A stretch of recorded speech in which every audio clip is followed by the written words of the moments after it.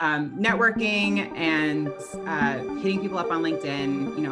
Not everyone's going to respond, but definitely the people who do respond, definitely, I would say, cultivate that relationship, make it last further than a phone call.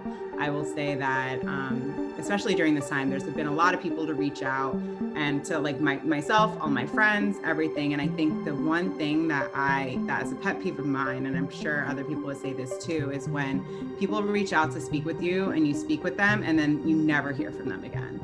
And it's just like, well, I didn't need to spend 30 minutes to an hour of my time to do that. Of course I want to, and like I'm really grateful I did, but it's just like if I never hear from you again, it's like, well, one thing, you're not on top of mind for when a job or opportunity does open up. Welcome back to Have a Map, where we talk all things career, trying to help navigate your careers. I'm Mamadou Njai, your host, founder of Dim Events, and today I have Cheyenne, one of our PR interns here. Cheyenne, you want to say what's up to everyone? Hey guys, so I am Cheyenne. I am a PR intern like most at Dim Events. I'm currently a sophomore at West Virginia University studying public relations and political science. I'm originally from Wisconsin, so I kind of split my time between Wisconsin and West Virginia. And today we have our guest who actually was connected through my girlfriend, Meryl. She did a great job connecting us. Kristin Turner, how are you today? Good. Thank you so much for having me. Thank you. And can you tell us a little bit about yourself? What do you do? Yeah, so my name is Kristin. I am in Jersey City right now. I'm from Central Jersey area, so pretty much stayed very close to Jersey, true Jersey girl. So right now I'm a director of brand partnerships at SB Projects, which is a talent management company in music. So I've been working in the music industry for 5+ years now, primarily doing brand partnerships, which essentially means that I broker deals between artists and brands. So when you see, we actually just released like Justin Bieber and Crocs did a collaboration, as well as J Balvin and McDonald's. Those are the type of deals that we work on. Very, very cool. And I'll kind of let Cheyenne take it from here, but I know she has some questions for you. Yeah, so the first question I really wanted to ask was like, what was your path like after high school that kind of led you to where you are today? Yeah, so I went to a high school that was very, they really focused on helping us figure out what we wanted to do once we went to college. It was definitely like a college prep type of high school. So I remember sophomore year, we took a career test and they pretty much spit out a whole bunch of different careers and the salaries. So once I took my test, I looked at all the careers and advertising director was the one that had the highest salary. So I was like, okay, let me look into this a little bit. And honestly, once I started diving into it, I really fell in love with advertising and, all of the different career paths that can go with that. So when I was looking at colleges, I was looking for colleges that had advertising degrees. I didn't really want to do general marketing because I really liked the advertising, the agency type of life and everything like that. So I ended up choosing to go to Temple University and majoring in advertising. Once I was there, I kind of started learning more about PR and started taking a lot of PR classes and honestly took a lot of PR internships as well. So I kind of switched my path to kind of wanting to do PR. So, and especially through my internships, which were primarily in entertainment, I really fell in love with that area of discipline. And I ended up wanting to work for an advertising agency. A lot, my school really kind of put you on the path of like, hey, like if you're an advertising major, this is the career you kind of go to at working at an advertising agency. So I kind of wanted to work at an advertising agency, but also want to do PR, applied to a lot of PR firms. So I ended up working at Gray Advertising when I graduated in their PR department. So I was primarily on the Marriott Hotels account doing PR and really just learning about PR. I was entry level and went from there. So the longer I was kind of in PR, I was kind of like, this doesn't really make me happy. PR is a lot of pitching media for placements and I like that. But for me, the return wasn't as high as I wanted to. I was like, I kind of want to do something that has to deal with money. And I remember saying that, but I also wanted to do something in entertainment. I still had that in the back of my head. And while I did get to do some projects that were entertainment focused, it wasn't really my primary day-to-day job. So that's when I was like about a year in, I was like, okay, I need to make a switch. I definitely want to do something entertainment related. And then from meeting different people and going to different events, I learned about brand partnerships in the music industry and what that really means. And also connecting the dots that a lot of my experience in PR, pitching media, can be easily transferred to doing brand partnerships on the music side. So that's pretty much how I got to where I am. It's really funny that you talk about the career test in high school because they made us do that too. And it like spit out nurse for me. And I'm like, no, this is all wrong. Like, Yeah, it's really interesting because I'm also really good at math and science. So a lot of my math and science teachers were like, what do you like?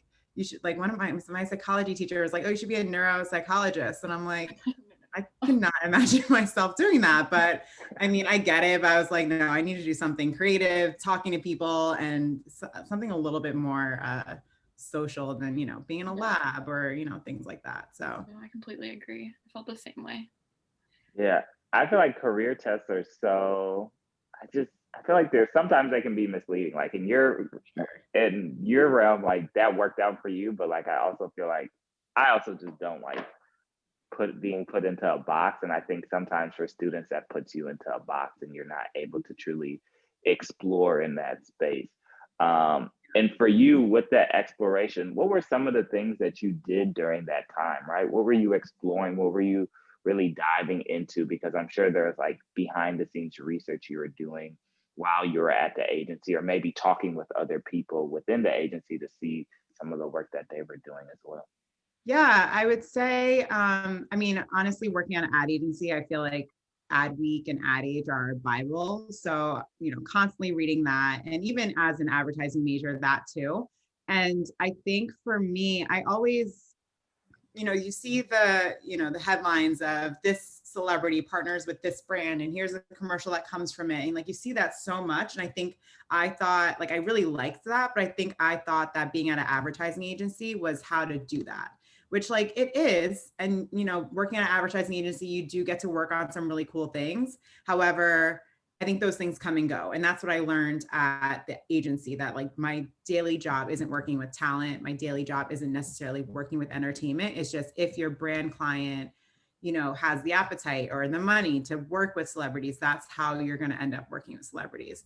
So it was a lot of research and kind of figuring out how to actually get in there without really knowing that, like I said, brand partnerships existed. And so honestly, it was an email from Columbia Records that they sent to the head of my department, who then kind of dispersed it to all of us for an event that they were holding for agencies and people on the brand side to come in, meet them, hear about their artists, hear about their releases. And so me and a few of my colleagues wanted to go. So we went and ended up meeting people who were on the brand team at Columbia at that time. And then I was like, oh, so this is how I do it. Like, this is literally how I can put this two and two together. And so from there, I kept in contact with a lot of them and also just like asked them about their jobs. Like, what is your day-to-day? Like, just kind of doing that type of research, and then going online and seeing what these jobs even look like and how I can apply and who I can connect to and things like that.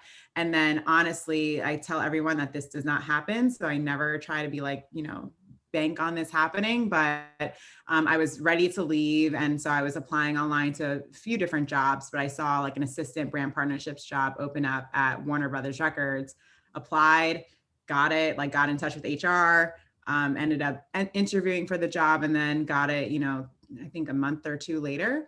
And then kind of the ship has sailed since then. So I like to say that doesn't always happen. And that's definitely like not what you bank on. Like I was like on the process of, who's the hiring manager, who's going to be my boss, who can I reach out to on LinkedIn? And honestly, HR hit me up before I even had a chance to do that, like within a couple days. So like I said, I usually do way more effort to like get in touch with people for jobs, but it kind of just worked out, and honestly, like, so grateful for it. I was just going to ask about like networking, how you found like networking to go through each job you've been at and how it's like led you to this job that you have now. Yeah, I think at least when I was in college, internships were, I feel like when you first have to get in the door, it's talking to people, but also applying online, like figuring out what you want to do. Because I also didn't really know anyone in the field I wanted to pursue in terms of entertainment or like sports and entertainment, I would say, which was pretty broad back when I was in college. So just applying online. And then when you get in the door at your first internship, meeting everyone, connecting with everyone, that then leads to your next internship. I would say for my job that I got right out of college, I did do an internship there first, right when I graduated. And then a few months later, I got hired on full time. But I wanted to do it my spring semester so then I could be hired on full time once I graduated. But their internship program was paid. It was all day, every day. So I couldn't do it my spring semester, but I kept in touch with the hiring manager there, updated my resume, sent them what I was doing. And then come summer, when I was able to be back in New York and commute to New York, I was able to start that internship and then get that job. And I think, like I said, I didn't do too much networking to get into brand partnerships, except for, with the Columbia Records thing, I was able to kind of meet people through there. But I honestly, there was not necessarily connection with anyone in getting that. But I do think that helped me with the interview. Like I did know kind of what the world was like. So I was able to lean on that for my experience.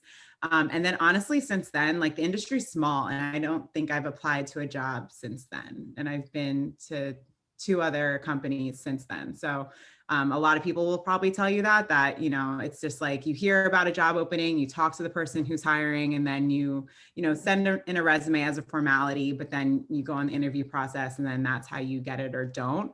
But I would say it's very much relationship based after that. And that's just based on who you work with, who you keep in touch with. And I think especially when you're in a job and you're ready to leave, it's like you kind of need a close circle of people who you let them know that you're ready to leave. And it's people who are your peers. I wouldn't say it depends on the situation and it depends on your relationship with different people. But once you start telling your peers that like, hey, I'm ready to look, or people know what you're doing, so then they hit you up for different jobs.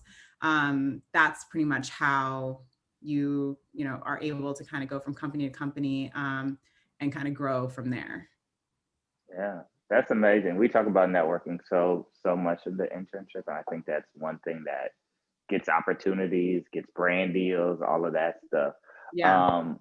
One thing I wanted to just kind of maybe give people a sneak peek into is like, what does the interview process look like, right? Can you recall some of that? Because I think a lot of people, like, let's say, somebody gets that career opportunity, but they're not as familiar with that side of the world.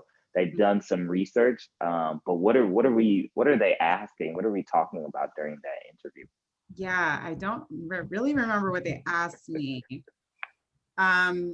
But so at least when I was at Warner going from the advertising agency, I remember I met with 2 people, one woman at the time who was a senior director, and then the woman who eventually was my direct boss. I would say specifically too for interviews for the entertainment industry, I didn't necessarily get into this when I was interviewing, but after being at a company and seeing people interview, it became really apparent of like knowing how to dress. And I know that is like so hard and so convoluted, but I've been in so many situations where there's so many people telling you like, oh, you need to wear a suit, like you need to, be super proper business attire. It's like, I've been in situations where, again, I wasn't interviewing, but I've seen people who are interviewing for jobs at a record label coming in full suits and like they're looking for a culture fit. And like, we don't wear suits at record labels at all. Like maybe for, for like a major benefit event, if that's happening that night, maybe people will wear it to the office, but like probably not. People are pretty casual. So I think especially when you're looking for something in entertainment, like a culture fit matters. And then what you're wearing and how you present yourself, I think definitely contributes to that. So I would do as much research as possible. Like now you have the world at your fingertips. You can find these people on Instagram. You can find, obviously their LinkedIn, but you could probably find their Twitter, like see how they're dressing, people sometimes post pictures at work. on their Instagram, things like that. You can kind of figure out what the culture is and what the vibe is. And I would say, don't necessarily match that, but do that, but a little amped up. Like I think I wore, it was in the winter. So I wore like tights, a skirt, and a pretty like casual top, and then a blazer, like something that was dressed up, but I wasn't like head to toe in like a full like pantsuit or skirt suit or something like that.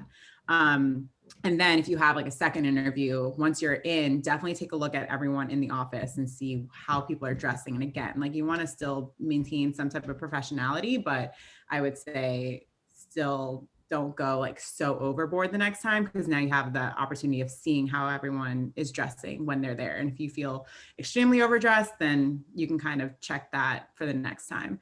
But as far as questions go, I think a lot of my questions specifically were about my previous experience, because I didn't come straight from, you know, anywhere else in the music industry. It was a lot of like, what are you doing right now? Like, tell me about the process that you do for pitching or for building decks or building media lists, things that they kind of could tell from my resume that could be a transferable skill. So they wanted to know more about it, because, you know, it was already very apparent that I would have a learning curve in terms of the music industry. But if you know how to do the actual work, that learning curve of the music industry becomes a little bit easier than having to train someone how to build a deck or how to write a pitch or something like that.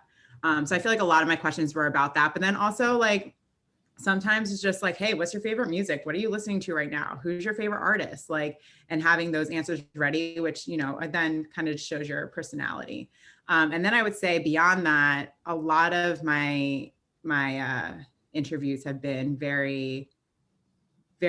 a lot more relaxed for the most part. Some have been harder than others, but I would say a lot of it's a culture fit. Like a lot of, you know, at that point, once you've established yourself in your career, people know people who know you, they ask them about you. So they kind of know what you're capable of, but it's just like, let me meet you. Let me get a vibe. Let me see if, you know, you'd fit within this office or you fit within the team and we can have a good working relationship together. Oh, that's great advice. That's great advice. Yeah, I think it's so important because, you know, the perspective on an interview, you have to really read the room. And I think interviews are really more so, like you said, personality fits, but then also culture fits. And I think it really comes down to like human interaction at the end of the day. And I think a lot of, like for me, I know leaving college, there's a lot of that I just wasn't thinking of because you're so nervous and you're thinking of something like, oh, I need to answer the question, right? But it's like, no, just be yourself and connect with the person, right? That's what's really going to help you get to that next level. Yeah, I always have like the 3 strengths and 3 weaknesses, just like ready in the back of my mind in case I need to pull it out, and like kind of those type of questions. But I would say maybe, you know, 20% of the time I might actually ask that. Another question I wanted to ask was like, so what is your day-to-day routine looking like now, especially right now with COVID and having to stay home a lot? Well, yeah, it's been ebbing and flowing, I would say, since March. But I would say for the most part, I usually get up probably a little bit later than I used to. Go work out, typically in the mornings. Come home, take a shower, get ready for the day. I will say I just got a desk in my apartment, which I was avoiding for clearly 7 months, and that has changed the game really for me. But then get to work, typically start working around 10, maybe 9, maybe 11. Like it really depends on what's happening that day. And then working until, so we are based in New York, and it's my department, and you know, my boss and my coworker, we're in New York and the rest of the company is in LA. So a lot of the times things get busy around that like 1, 2, 3 o'clock, and then can go as late as 7, 8, 9, especially since we're out here. But I would say in general, it's a mix of pitching artists, so getting in contact with brands, having calls with brands, talking to them about who we have on our roster, who's coming up with releases, or pitching them specific ideas. So if there's a brand that we have in mind that we want, you know, this artist to partner with, then we'll, you know, kind of formulate what that means in our mind and bring it to them and try to figure out how we can make this partnership happen. And then also just having calls with these brands. So it's going from pitching conversations to once you lock into a deal, activating the conversation to make sure every step of the way we are delivering for the brand, but also making sure we're delivering for our artists too, because we always want it to be like a mutually beneficial relationship. I will say there's also building decks. So for any of our artists who has a release coming up, we make sure we have decks ready for them. And that just includes all of their highlights, all of their Instagram stats, everything that they have coming up in terms of like a timeline and different ways to partner with them. So understanding that brands have different budgets, different goals, things like that. So we kind of want to make sure that we include everything that the artist is open to, so that a brand can kind of really formulate and really see in their mind how they can work with this artist and how the artist can help them drive an ROI. So I would say building decks. I'm just like looking at my calendar right now and I'm like, this is pretty much what I have going on. And then I would just say like, it's also, playing both sides of the fence a lot in terms of having calls with the brands, but also having calls internally to make sure we're on track to do everything with the artist and just making sure social posts go up and, negotiating contracts, redlining contracts when we get offers in and, talking with day-to-day managers so that they understand what the offer is. And if they have any red flags, then we take it to the brands. It's a lot of back and forth, but at the end of the day, we want to make sure that the brand is super comfortable with what we're aligning on. The artist is super comfortable with what we're aligning on, so that one thing, that there's no surprises. Everyone knows exactly what they can expect. But then at the same time, that once the partnership is over, everyone is super happy about it. And then, ideally and hopefully that the brand comes back to work with that artist again or another one of our artists again. So yeah, it's a lot of relationships, a lot of calls, some, building decks, and of course, like getting in the weeds and just making sure things get done to make these partnerships happen. Very interesting. And there's a few things that you touched on that some of the listeners might not understand a little bit, and I want to kind of dig into it. And it's not, I know, don't worry, I use the terms all the time, but sometimes interns don't know what maybe a deck is. And then another thing I wanted to talk about is ROI, right? Return on investment for those who are listening, right? Can you explain a little bit what a deck is? Because I think they're used to like presentation. Yeah, so it's basically like a PowerPoint, essentially a PowerPoint keynote, whatever you use. But essentially a PowerPoint that, I don't really know why industry-wide we call it a deck. I'm not really sure if there's a difference, but yeah, it's essentially just a presentation for our artists that we put into a PDF and send to any prospective brands to kind of give them a slightly quick, I would say, overview of the artist. It includes a lot of the information that maybe we don't verbalize over the phone, or at least give them a takeaway. So after our call, we can send them a one sheet, which is also just the same deck, but just put into a one pager on a PowerPoint keynote, anything like that. And just to kind of so they have something to take away from our meeting. Obviously, we're doing a lot of Zoom meetings right now, so it's just something that we'll probably follow up with, or something we'll send ahead of time, just in case they're not familiar with the artist. We do have a lot of A-list top tier artists, but we also have a lot of emerging artists. So for brands not necessarily, familiar with one of those artists, that is something that they can really dive in, go page by page, and they'll know everything about the artist, from things that they've done within the past few years, things that they're doing now, things that they're going to be doing, and also like the highlights and their career highlights, if they've won Grammys and things like that, just so they can get a really great, well-rounded understanding of the artist, essentially. No, that's perfect. And then ROI, I'll get into that. But yeah, return on investment, like Mo said, just so for most of our deals, I would say they're paid deals, so the artist is getting compensated for, whether they're posting on social or they're being featured in a campaign or something like that. So obviously the brand is investing money into the artist in hopes to either, drive awareness or drive sales. There could be so many different goals that a brand has. So we just want to make sure that we understand what those goals are up front, so that, again, managing expectations and just understanding what the brand is expecting from this partnership, and then making sure that the brand,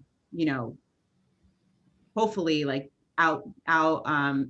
make, out sells or anything their investment that they put into the artist. So again, it kind of depends on what their actual goal is and how you measure ROI, but every brand has their way of measuring ROI of what's successful and what's not. So it's just making sure that we understand what that is before we dive into these partnerships, so we know how to best service the brand.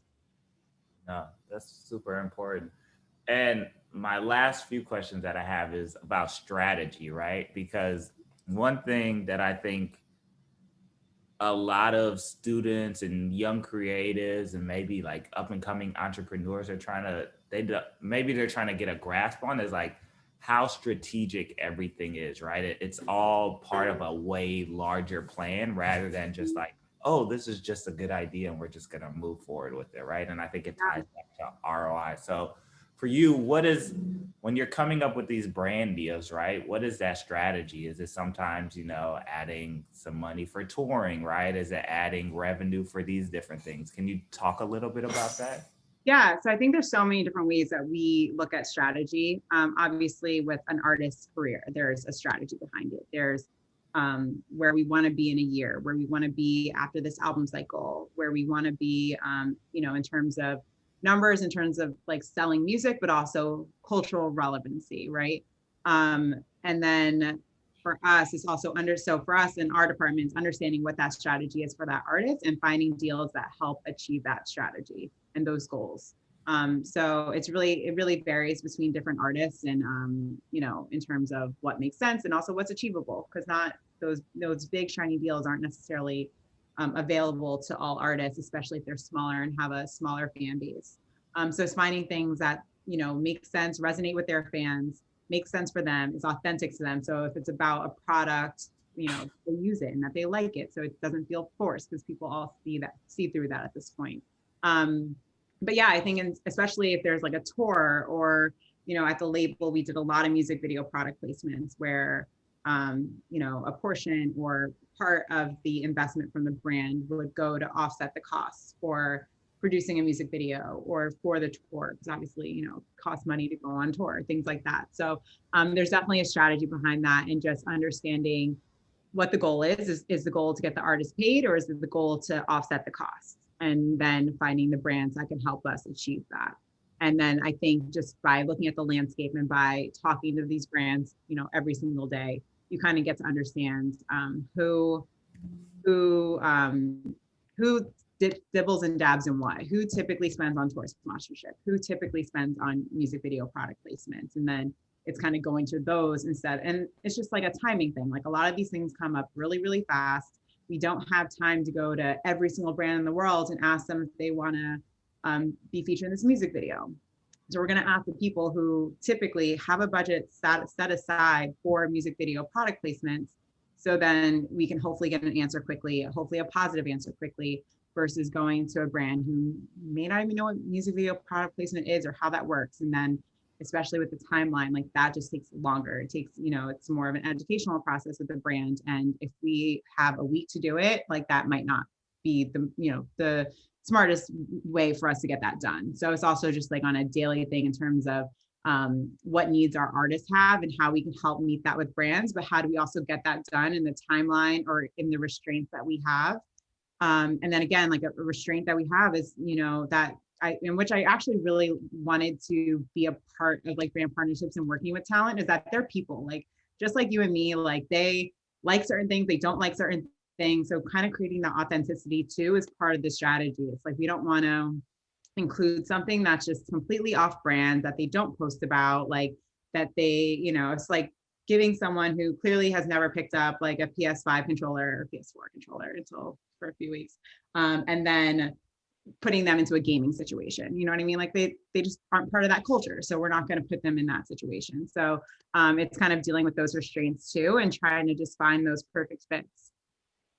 So like, do you have any projects that you really enjoy doing, or like what are some of your favorite partnerships that you've done? Yeah, I think, there's so many. I feel like just because it's top of mind right now and just seeing it come to life.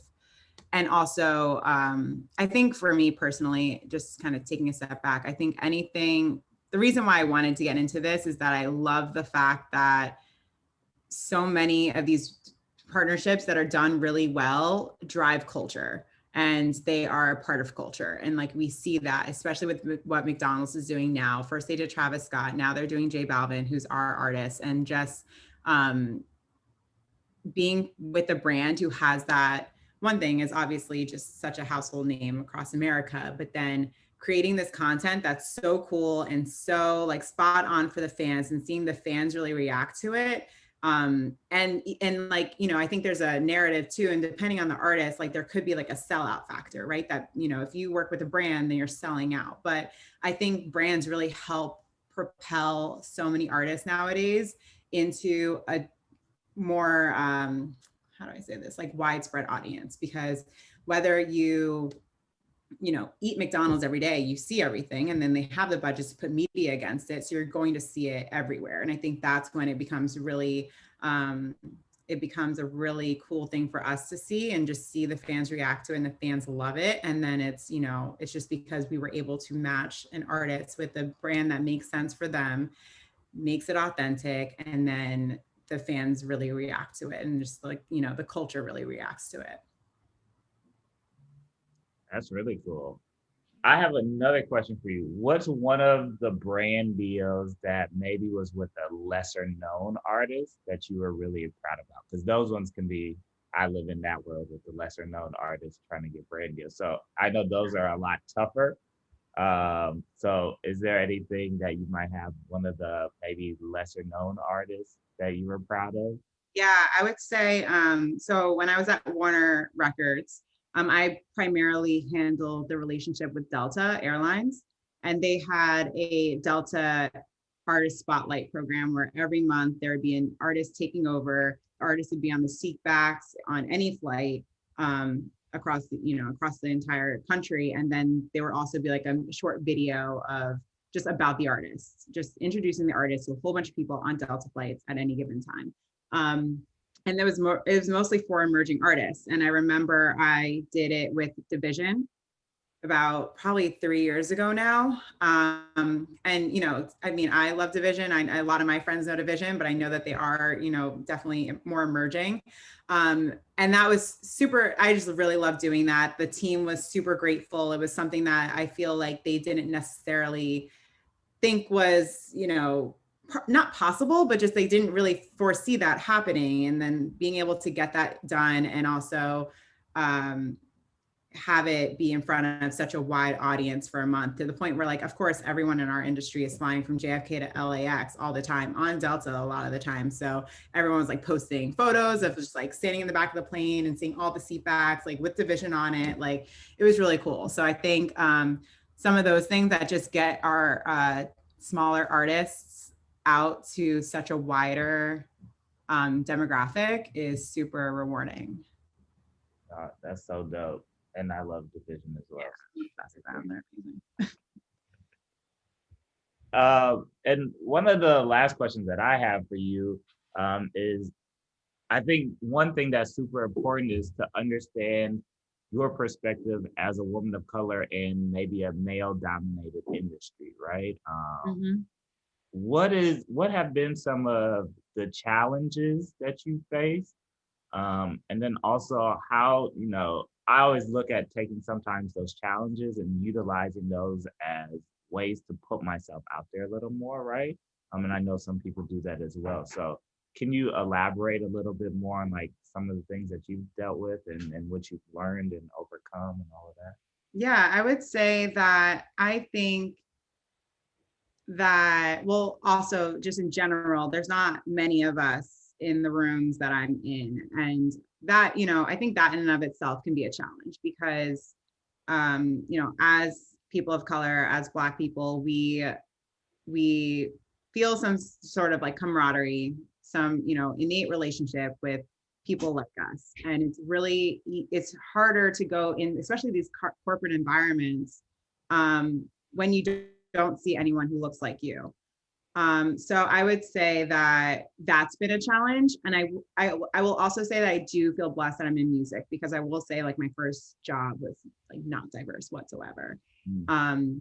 And once I got into music, like there's, you know, full departments that are all people of color, and there's so many people that are around. And then you start building the relationships of, you know, people who went to different schools that you went to, or people that you know through other people. And I think that is kind of how I've been able to kind of I don't know, really thrive, because you have your circle of people who are like you, who know what you're going through. And also, like during the day, if something happens, you can just go into their office and just vent for a second, because they know exactly what you're going through. They're dealing with themselves. And I'm just talking about like microaggressions, things like that happen in the workplace. Like, not saying that they're not avoidable, because I think they're, hopefully in the broader sense of consciousness in America, I hope that those become less and less frequent. But they do happen, and it's still frustrating. And it's like, you kind of have to put on a brave face and keep moving about your day in order to do that. And I do think, though, that specifically in the departments I've been in, which are, you know, I think I'm, except for certain different times, but at times I've been the only woman of color. And typically, like, actually, I've been in a lot of all women departments, which has been great. But I think that I offer a different perspective. I'm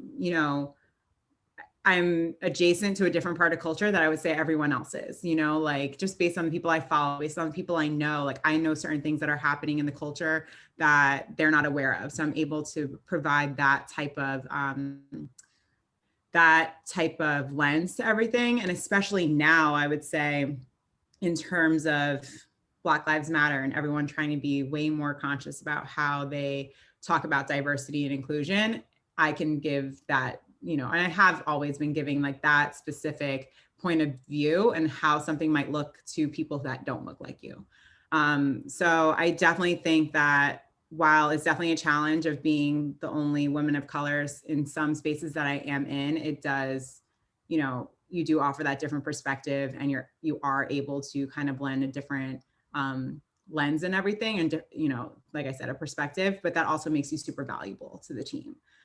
So I think it's just like leaning into that, and also understanding that your voice is heard, and your voice, you know, people want your voice to be heard. So it's just using your voice in those situations. I think what's been also been a challenge for me is like just speaking up in like larger meetings and things like that. And that's just like a shyness thing of mine, but it's, you know, like, no, like I am here for a reason. Like I can take up the space that I know I should be able to take up the space to do, and I can say my perspective on anything, and it should be valid.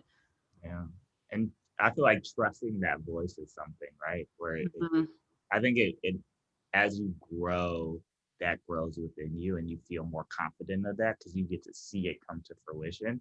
And like when you're in that earlier stage of your life, you might just be like helping with an idea, and then you might not see it fully. So you don't be like, oh, I really like helped do that. Right. So right. That's a big thing for sure. Yeah. It's definitely like owning your voice. I think it's such a skill, and I admire so many people who do it from such a young age, because that was not me. And I'm still growing in that, you know, I think we all are. And I think, you know, adding the layer of being, you know, a minority in the room doesn't make that easier by any means. I think the last big question I wanted to ask was, what kind of advice would you give to somebody like me who's still in college early on and wants to follow down this career path? Like, what can I start doing now to kind of like set myself up for doing this career path? Yeah, I would say specifically right now in COVID, it's connecting and networking with as many people as possible. Like you probably have some sort of idea of what you want to do, where you want to be, even in terms of city. Network with people who are doing that. And I would say like at all levels, network with people who are just starting out and like maybe in their first job, or, you know, within the first 2 years of the career. Network with people who are at the hiring level and who, you know, have a little bit more established careers. Learn about their experiences, because I think depending on the job, everyone has such different advice to give. And I think, you know, we have this time to kind of where you can't really meet people, but there's so many ways that you can still connect with people. And I think people still, you know, they like to still talk about what they're doing and how, you know, I think a big thing is like not to necessarily find out like, okay, how can you immediately help me? Because that's not going to happen. You know, like there's people who still aren't hiring, things like that. But I definitely think it's just understanding what their career went by. And like, also, sorry, I'm like all over the place right now, but networking and hitting people up on LinkedIn. You know, not everyone's going to respond, but, you know, definitely the people who do respond, definitely, I would say, cultivate that relationship, make it last further than a phone call. I will say that, especially during this time, there's been a lot of people to reach out and to like myself, all my friends, everything. And I think the one thing that is a pet peeve of mine, and I'm sure other people would say this too, is when people reach out to speak with you and you speak with them and then you never hear from them again. And it's just like, well, I didn't need to spend, you know, 30 minutes to an hour of my time to do that. Of course I want to, and like, I'm really grateful I did, but it's just like, if I never hear from you again, it's like, well, one thing, you're not on top of mind for when a job or opportunity does open up. So I would also just say, like, it's really important to, like, if you are doing that whole like LinkedIn, like hitting everyone up, like cultivate those relationships and like check in once in a while, say what you're up to, and not necessarily in a way that you're trying to get something out of them, because some people might want to help you, but they just don't have it. Like, they don't know anything right then. Their company might not be hiring then, but if something comes up, you'll still be top of mind, if it makes sense. Yeah, that's super important, because I think we forget about that all the time. It's just like, what can I get from this person? Or if this person works here, let me talk to them. They're going to be able to guarantee me this thing. And that's not always how it works. It's like, it's going back to that thing of like humanity, right? Like, right. Genuinely get to know the person, connect with them, see what they're interested in, like, and let something organically happen down the line. Right, for sure. And I also think something that's just come up, I think, a little bit more is also like, you know, not everyone's your friend, and you don't necessarily need to be friends with someone. You can have like a professional relationship. And I would say just like be careful in how you tread that line. Because I think with different people, it's different. But I've heard people like, oh, they're following me on Instagram, DMing me all the time. And it's like, we're not like friends. You know what I mean? There's like, people still need their own personal space. So I would just say, like, be very mindful of how you are breaking those boundaries, because, you know, everyone's still dealing with a lot right now. And sometimes I think to some people it can feel super intrusive. So also just, you know, make sure you don't ruin a relationship by trying to jump in and go for the kill and try to be their best friends. Definitely. And before we wrap up, any projects that you're working on that you would like to talk about, personally, things of that nature? Yeah, why not?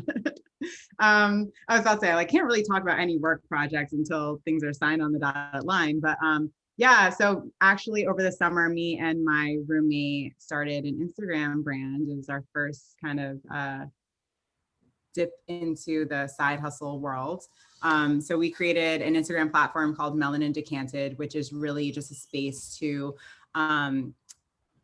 invite Black millennials and really anyone, especially people of color, to learn about the worlds of wine and spirits. We just kind of felt like so many of our friends don't really know what to do when they get into a liquor store. They don't know what kind of wine they would like, or if they like this kind of wine, what they should go with, or, you know, if they buy this bottle of liquor, what they can do with it in terms of mixing things. And especially during COVID, when so many people are drinking, and so are we were like, we feel like there's a space for this. So we started it back in August. You can follow us at melanin.decanted and check it out. And we're trying to build from there. So definitely let us know if you have any ideas, because we're just trying to create the space to help people feel more confident in this world. Definitely. I feel like I know some people that can help you with that. So. Yeah, let's connect. Yeah, we definitely should. Perfect. Any last questions you have, Cheyenne, before we wrap up? No, I think I asked everything. Okay. Oh, my last question. I always forget this one. But for you, if you had maybe this week, right, something that is a mood for this week, and you could relate it to music, right? What have maybe been an artist or an album that you've been consistently listening to? And that's a question for you, Kristin, and Cheyenne as well. So I've been listening to Ty Dolla $ign's new album featuring Ty Dolla $ign. huge fan. So yeah, honestly, it's what I press play in the beginning of the day, and then I just like let Spotify kind of just take me on whatever journey it wants to take me for the rest of the day. But yeah, I would say that album. Also, because I feel like Ty Dolla $ign kind of creates music for, you know, when you're lit and it's sunny and great, but also when it's super rainy and you just like need a vibe. So it's been great. I love that. I gotta check that album out. It's on my list, but it looks so It long. also has some fire features. It's I'm only an hour, I think. Yeah, that's what I heard. Like this is a long track list, but Sure. it's only an hour. So Yeah. very interesting. What about you, Cheyenne? For me, I feel like every time Mo asks a question about music, I'm always telling him Taylor Swift, so I feel bad saying that again. But yeah, I've been listening. The Folklore album has kind of been my album of fall, so I'm still listening to that. Love that. Amazing. I've been doing a deep dive into I think it would be called grime music, but really Like into British that. grime? Huh? Like British grime? Yeah. Okay. I'm like obsessed with that world right now. So Same. deep diving. I think it's mainly because of like my African roots. So my mother's originally from Liberia, my dad's from Gambia, both on the west coast of Africa. Yeah. And a lot of those artists are originally from, well, not all of them, but they might have been born in like London, but their parents are from that, from African countries. And I think there's a connection there. And then you can hear sometimes their music because it's mixed with like Afro beats and stuff. So I've been listening to Heady One, and he just dropped a project, and then Stefflon Don, but I love her. yeah, and I her didn't realize brother. that she's really like a grime artist, though. She's not. She's not. Okay. She's not. I've been really listening to her brother, who's Dutch Avelli. Okay. So he's more grime. But then they have like some like New York type vibes, so like R.I.P. Pop Smoke, but like some of those kind of songs.